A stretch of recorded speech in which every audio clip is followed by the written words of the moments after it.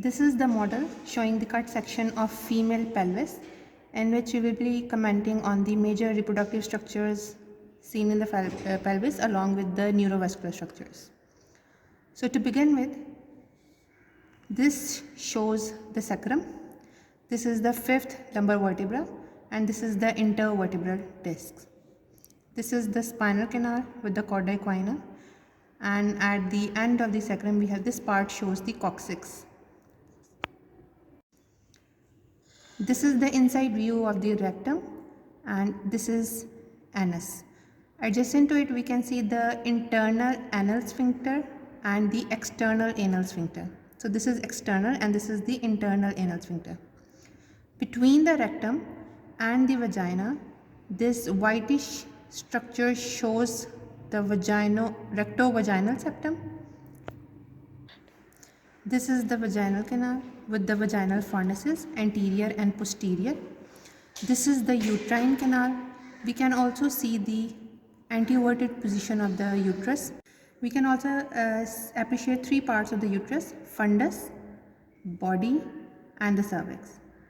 This is the site of internal os and this is the site of external os. Ventral to this we can see urinary bladder and this is the urethra. This is pubic symphysis. Now we will remove these structures to look deep into the female pelvis, and we can appreciate the major vessels and some important structures. First we will comment on the muscles that we can appreciate here. This is the iliacus muscle. This is the psoas muscle. Together they are also known as the iliopsoas. Here we can appreciate the obturator internus. So this muscle is the obturator internus muscle. This is levator ani, and this muscle is coccygeus, attached to the coccygeal bone. Here we have the piriformis muscle.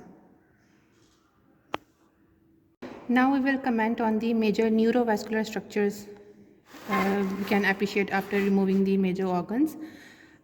This one right here is the lateral cutaneous nerve of the thigh. This is the femoral nerve. This is the genitofemoral nerve. These are the deep circumflex iliac vessels, artery and vein both.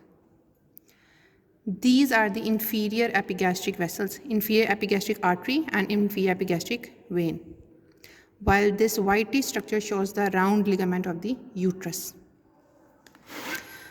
This is the ureter and these are the ovarian vessels. The major vessels that we can appreciate here are the common iliac vessels, including the common iliac artery and common iliac vein.